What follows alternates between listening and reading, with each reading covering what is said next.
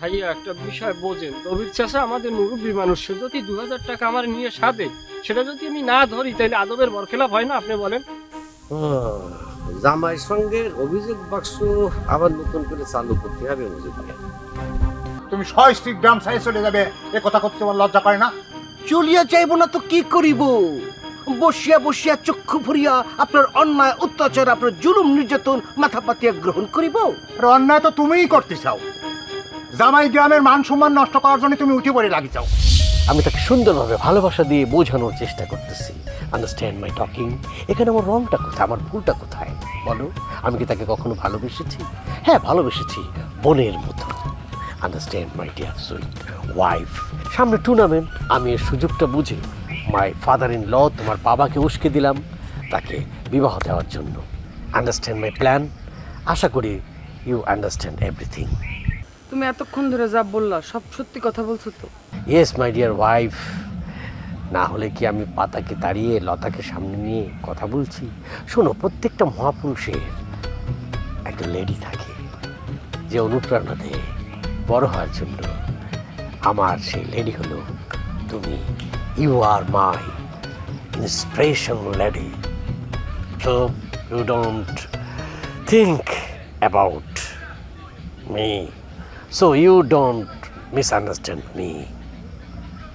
You understand me. I'm right way, not wrong way. আমি জানতাম আমার বিশ্বপ্রেমিক মজনু শুধু নামেই বিশ্বপ্রেমিক, আসলে সে তো খালি একজনকেই ভালোবাসে, সেটা শুধু আমার। কিন্তু পাতার কাজকর্ম মাঝে মাঝে দেখলে আমার না মাথাটা একেবারে আওলায় যায়, কোনোভাবে মেজাজটা ঠিক রাখতে পারি না। তুমি কিছু মনে করো না। শোনো শোনো, মুরগির ঝোল রান্না হয়েছে, চলো খেয়ে নিবা। তুমি চিকেন রান্না করেছো? What a nice smell! এই জন্য তো এত ভালো লাগছে। কইছে আর সরমার কথা কম। চলো যাই, আমরা চিকেন খাই।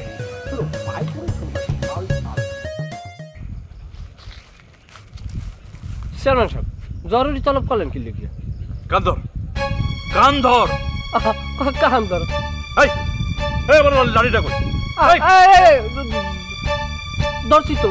কি আমার অপরাধটা কি? আমার অপরাধ তো আমি জানি না। অপরাধটা কি এটা তো কইবেন। তোরে যে আমি এত করে কইলাম যে টুর্নামেন্টটা যাক, তারপরে ঘট করে ডাইকা তোর বিয়ার ব্যবস্থা করব, কথাটা তোর কানে যায় না? না, বিয়ের লগে আমি তো কোনো দাফাদাফি হরতে আসি না। বিয়ার জন্য ফালাফালি করো না না? তাহলে কালাম মুন্সির মাইয়া পাতারে রাস্তার মধ্যে খাড়া করো কেন? তাকে বাড়িতে ঘন ঘন আসা যাওয়া করো কেন? আরে এটা বুঝেন না, আমি আপনার ডাইনেত না, তাই এটা জনগণের খোঁজখবর লওয়া লাগে না। আমি তো এই কারণে গেছি। আচ্ছা ঠিক আছে, তুই কেন বাড়ি বাড়ি যাস ওইটা না হয় বুঝলাম, কিন্তু ম্যাডারে একা পাইয়া তুই যে রাস্তার মধ্যে দাঁড়া করাইলি, এটা কি ঠিক করছস? আরে আপনি ভুল বুঝতেছেন, আমি ওর বাপের খোঁজখবর লইছি। আমি 5 বছর ধরে চেয়ারম্যানই করি, আর তুই এখন আমার যা শিখাবি আমি তাই শিখবো? আপনি কলম আমার খালি খালি ভুল বুঝতে আছেন। আমি তোর ভুল বুঝতেছি। শোন মজি, তোর একটা কথা কই, যেই বিড়াল সব দুধে একটু একটু করে মুখ দেয় তার কিন্তু পেট ভরে হয়। মালিকের কাছে যখন মিউ মিউ করে দুধ চায় তখন মালিকও তার দুধ দেয় না। মালিক মনে করে যে সব পাত্র থেকে একটু একটু করে দুধ খাইতে খাইতে তার পেট ভরে গেছে। তোর অবস্থা হচ্ছে সেই রকম। চেয়ারম্যান সাহেব চুপ, একদম চুপ। আমি তোর মুখে আর একটা কথাও শুনতে চাই না। আর একটা নালিশ যদি আসে আমি কিন্তু তোর কঠিন শাস্তি দেব। এখন যা, যা এখান থেকে। কাম কি ধরে যাবো না সারিয়ে যাবো? আরে যা। আমারে শিখায়, আমি এই এলাকার চেয়ারম্যান, আমারে শিখায়। ডানে বললে বামে যায়, সোজা বললে উল্টো, এমন কেন করে বলতে পারে না কেউ তো। শুরুর আগে সব কিছু করে দেয় এন্ড। তারা হাউস হাজবেন্ড, তারা হাউস হাজবেন্ড, তারা হাউস হাজবেন্ড, তারা হাউস হাজবেন্ড। হাঙ্গামা ঝুট ঝামেলা নিত্য তাদের সঙ্গী, কাজের চেয়ে বেশি তাদের কথা বলার ভঙ্গি। নিত্য তাদের লড়াই চলে, নিত্য তাদের লড়াই চলে, অবশেষে হারলে পরে ভাঙে সেন্টিমেন্ট। তারা হাউস হাজবেন্ড, তারা হাউস হাজবেন্ড, তারা হাউস তারা হাউস হাজবেন্ড।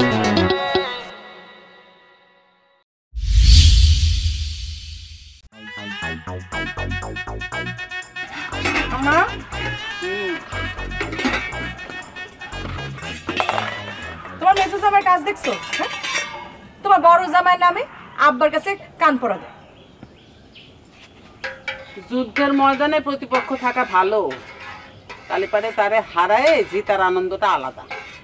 আর যেই মানুষটা এই সংসার নিয়ে তোমাদের নিয়ে এত চিন্তা করে, তার সাথে তো এটা খুবই অফিসার। আম্মা, আম্মা আজকে কি রুই মাছ রান্না করবা? যদি রান্ধো তাহলে মাছের মাথাটা তোমার বড় জামাইরে দিও, সে আবার মাছের মাথা খাইতে খুবই পছন্দ করে। আর তাছাড়া যেই মানুষটা সারাক্ষণ তোমাদের নিয়ে চিন্তা করে, মাছের মাথা তো তারই প্রাপ্য, তাই না? তুই না মাঝে মধ্যে অপ্রয়োজনীয় কথা খুব বেশি বলিস। আরে তার জন্যই তো আমি মাছ রান্না করতেছি। তো বাপ আমাকে কইছে যে আলতার জন্য টাকাওয়ালা পাত্র সেই নাকি খুঁজে দিছে, তাই ভাবলাম যে তার তো একটা উপহার প্রাপ্য, সেই জন্যই তো। তাই তুমি এই কারণে রুই মাছ রান্না করবা?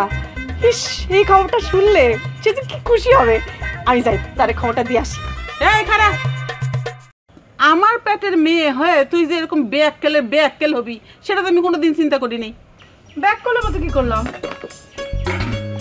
তুই যদি এখন কথাটা কবে যাস তাহলে তো দুই কান হয়ে যাবি, আর দুই কান হয়ে গেলে তো যুদ্ধ বেঁধে যাবি, সেটা বুঝিস না? শোন, কামার যা গড়ে মনে মনে গড়ে। মা, মাঝে মাঝে কি মনে হয় জানো, তুমি আমার মা না, তুমি হইলে গিয়া আস্ত একটা স্কুল।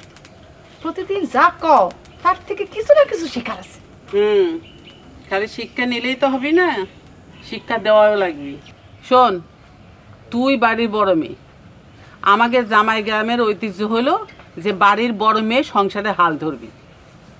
আমাদের 3 বোনের মধ্যে আমি ছিলাম সবচেয়ে বড়, সেই জন্য আমি সংসারে হাল ধরেছি। কিন্তু তোর হাব ভাব দেখে তো মনে হচ্ছে তুই কিছুই করতে পারবি না।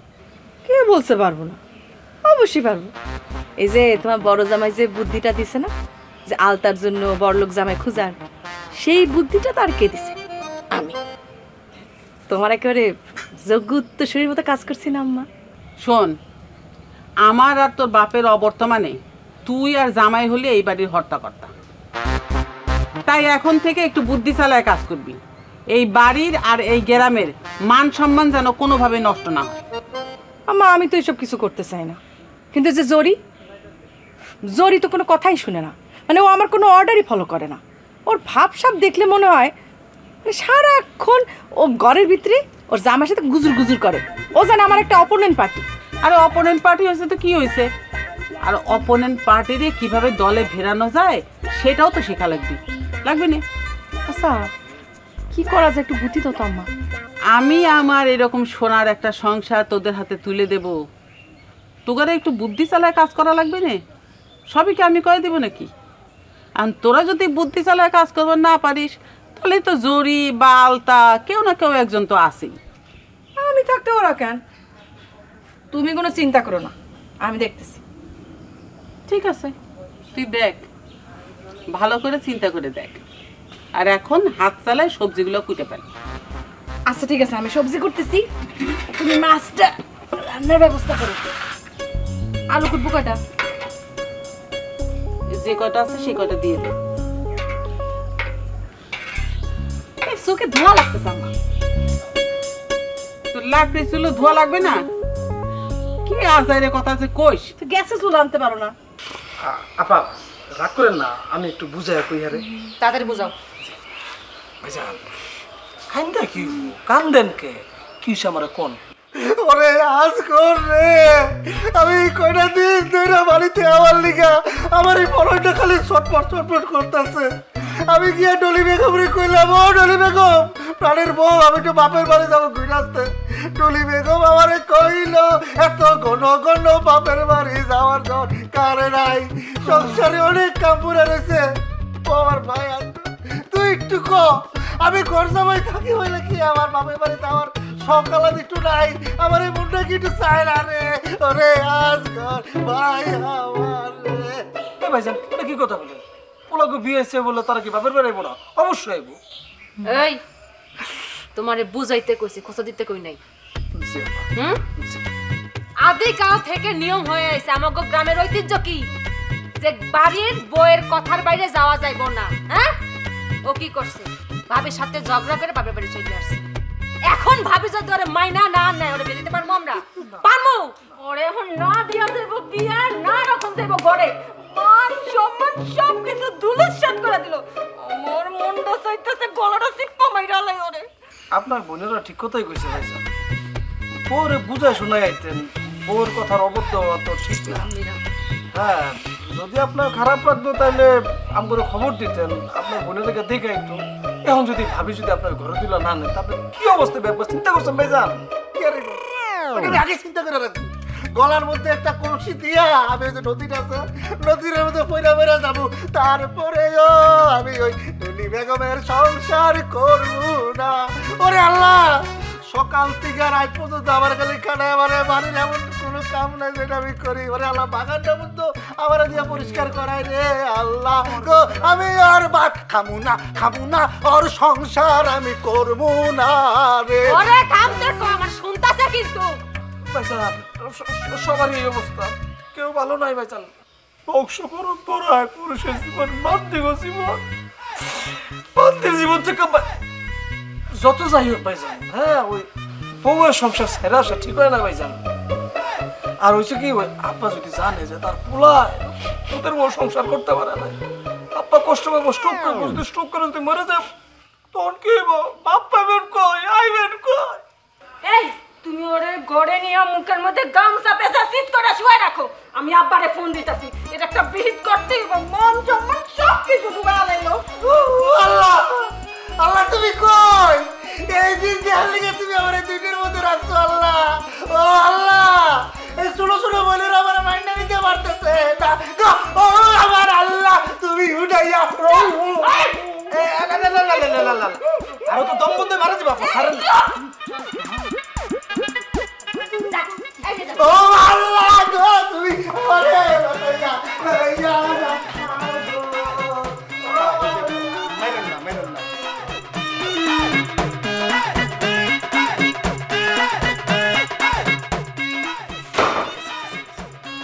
আরে সারে লাগবে, আরে ব্যাক তো হয়ে গেছে। আসতে পারেন না ভাই। এই কি ব্যাপার, তুই তো ভাই বাঁধিলে আছো কি? আব্বা 2 দিন নষ্ট হয়ে গেছে, আর যেন 2 মিনিটও নষ্ট করতে না পারে সেটা নেই ব্যবস্থা।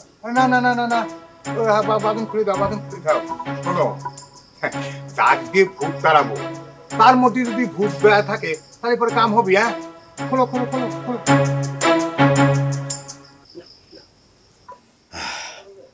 এই শোন, আব্বা যা যা বলে অক্ষরে অক্ষরে শুনবি এবং অক্ষরে অক্ষরে পালন করবি, নাহলে কিন্তু তোর খবর আছে। বাবাজি বাবাজি, উত্তেজিত হয়েও না, শান্ত শান্ত। আসলে দুলা মানে আমার জামাই, বুঝলে, আমার জামাই আমাকে একটা বাপের মতো করে শ্রদ্ধা করে, তাকে ভালোবাসে। এই যখন দেখেছে যে বাপ একটা বিষয় নিয়ে খুব চিন্তায় আছে, সেই কারণে মনে করো যে তোমাকে এইভাবে নিয়ে আসে। তুমি কিছু মনে করো না। এই আমি কি তাহলে আমার এই জামাইয়ের পক্ষ হয়ে তোমার কাছে? না না চাচা, আমি কিছু মনে করি নাই, সামান্য গামছা বুঝেন না টানছে, হাতের মধ্যে লাগছে আর কি। তো চাচা কিল্লিগা তো জরুরিভাবে ডাকছিলেন, কইতেন? মানে আমার মেয়ে আলতার জন্য একটা সুপাত্রের সন্ধান করতে হবে। আমি কারো উপর ভরসা পাই নাই, সেই জন্যই তোমাকে ডাকি পাঠাইছি, বুঝছো? চাচা সুপাত্র তো আমার অভাব নাই, আমার হাতে ধরেন এই মুহূর্তে না হলেও 2 থেকে 300 সুপাত্র আছে। কেমন আপনার চাই দেখুন, কোন তো একটু সাদা কালা, দেশি বিদেশি, মোটা তাজা কেমন পাত্র আপনার লাগবে একটু বলেন তো আমাকে। এই আমরা কি গরু কিনতেছি যে তুই দেশি মোটা তাজা এগুলো এই সমস্ত কি কথা বলতেছিস? আরে জামাই খুঁজতেছি, জামাই আমার শালিকার জন্য জামাই খুঁজতেছি, এবং সেটা ভালো জামাই হতে হবে এবং 10 দিনের মধ্যে হতে হবে। কি মাত্র 10 দিন? চাচা কি কইতাছে? আর আমি বুঝতেছি না সবাই কি মানে কি শুরু করেছে, সবাই কি পায়ে পয়সা মারে যে সবাই তাড়াহুড়ো করতেছে তার মানে যার যার বিয়ে দেওয়ার লিগা? সবাই মানে এই গ্রামে কি আরো কোনো মেয়ের বিয়ে দেওয়ার জন্য তোমার ঘটক নিয়োগ করেছে নাকি? না মানে অভিজ্ঞতা চাচা দুলাভাই, বুঝছেন না, অভিজ্ঞতা থেকে কইতাছে আর কি। ওই সবাই কেমন জানি আমার কাছে তাড়াহুড়া করে যে আমার ছেলেকে মেয়েকে তাড়াতাড়ি বিয়ে দাও, এই 7 দিনের মধ্যে 10 দিনের মধ্যে। হ্যাঁ, শুভ কাজ নাকি দেরি করতে হয় না, এর জন্য বললাম আর কি। চাচা বেদবি না নিলে একটা কথা জিগাই, আলতার বিয়া কি ওই টুর্নামেন্টের আগে শর্ত পূরণ করার জন্য দিতেছেন নাকি? এই তোর হাত না বাঁধে মুখ বাঁধে আনা হচ্ছে, বেশি কথা বলি। আরে আমার শালিকার বয়স হয়েছে, এই সব কিছু মিলাই আর কি। আচ্ছা ঠিক আছে, আমি সব বুঝছি, আর কিছু কইতে হবো না। যত তাড়াতাড়ি সম্ভব আমি চাচা সুপাত্রের সন্ধান দিতেছি। সিদ্দিক বাবারে, তুমিও তো আমার জামাইয়ের মতোই, সেই জন্যে তোমাকে একটা বিষয় আমি জিজ্ঞেস করতে চাচ্ছি। কি বিষয় চাচা? না মানে করছিলাম কি, যে যে পাত্রটা তুমি ঠিক করবে সেই পাত্রটা আমার মেয়ে মানে আলতাক দেখার সাথে সাথে যিনি সে তার সহায় সম্পত্তি কাঁচা টাকা সহ যা আছে সব কিছু দিতে কোনো রকম দ্বিধা না করে, বুঝছাও? দেনা পাওনার ব্যাপারে যদি আমার একটু খোলাসা করতেন আর কি, মানে পাত্র কত দিব না দেবো, তাহলে আমার জন্য পাত্র খুঁজতে সুবিধা হইত আর কি। আরে সব কথা কি তোর ভেঙে বলা লাগবে? বাজারের অবস্থা দেখতেছিস যে, কমপক্ষে 3-4 লাখ টাকা তো লাগবেই। তবে তবে আমরা কিন্তু যৌতুক চাচ্ছি না, বুঝছো? ওই খুশি হয়ে যেটুকু দেবী মানে আমাদের যেটুকু ডিমান্ড সেটুকু খুশি হয়ে উপঢৌকন হিসাবে দিলেই হবে, বুঝছো? দেখো সিদ্দিক, হয়েছে কি যে তোমার এই বিষয়টা পাত্ররে আর আত্মীয় স্বজনরে ভালো করে বুঝেই বলতে হবে। হ্যাঁ, এটা কিন্তু যৌতুক না, এটা হচ্ছে ইনভেস্টমেন্ট। ধরো এই ইনভেস্টমেন্ট করলি, শ্বশুর বাড়িতে যদি ইনভেস্টটা করে, তাহলে পরবর্তীতে আমার শ্বশুরের যে বিশাল সয় সম্পত্তি আছে সেটার ভাগও তো সে পাবে, এবং সে ভাগও তো এই ইনভেস্টের 10 গুণ বেশি পাবে। দুলাভাই আমি বুঝছি, চিন্তা এখন আপনার না, চিন্তা আমার। আমি ব্যবস্থা করতেছি, শুধু আমার ওই বিদায় একটু মাথায় রেখে। হ্যাঁ, 7 দিন তো পরিশ্রম বেশি হবো, বাড়াই ও এই শুভ কাজে দেরি করতে নাই, খালি ওই সিদ্দিকের ডিমান্ডের টাকাটা দিয়ে দাও, মানে অ্যাডভান্স।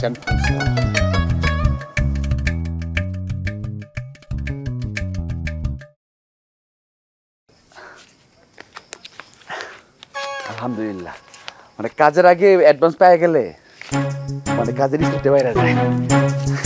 আচ্ছা আমি তাহলে আসি। আর ভাইজান গামছাটা আপনার।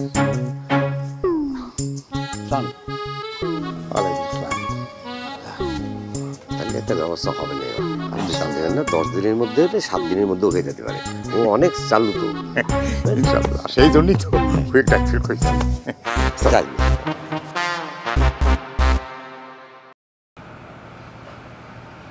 ওরে টুকটুকির মা, বয়স আমার বেশি না, চুলগুলো পাইয়ে গেছে বাতাসে, তোমার মায়ের আমায় দিবা না বছর, ও কথা মোটে কবা না, তাইলে কিন্তু মরে যাবানি হুতো সে, বয়স আমার বেশি না, ওরে টুকটুকির মা। এখন না, এখন অফিস 2 ঘন্টার লগিয়া লাঞ্চ ব্রেক পরে পাইয়ে গেছি বাতাস, কাটতাম তার খাজুর গাছ, টুকটুকিটা বেড়াতো পাশ পাশ। গান থামাবি না মারি খাবে?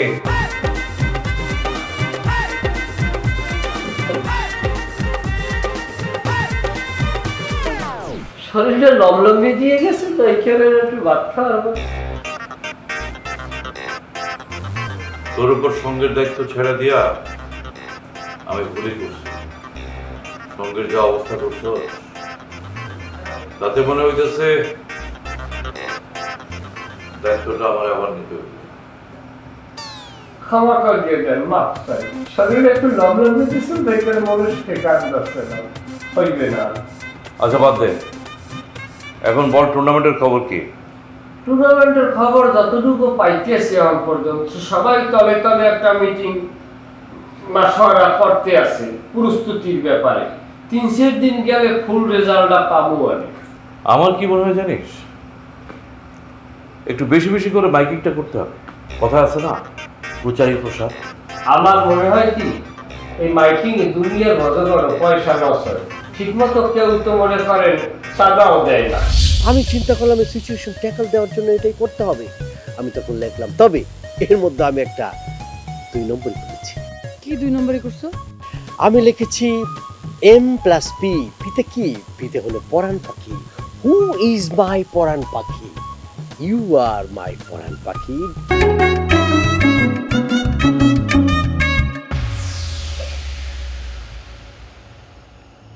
অবজেকশন! কি ব্যাপার জামাই বাবাজি, তুই এরকম চিৎকার মেরে উঠলে গে? পিতা মাতাগণ, এই বাড়িতে মাত্র দুজন জামাতা অবস্থান করিতেছি।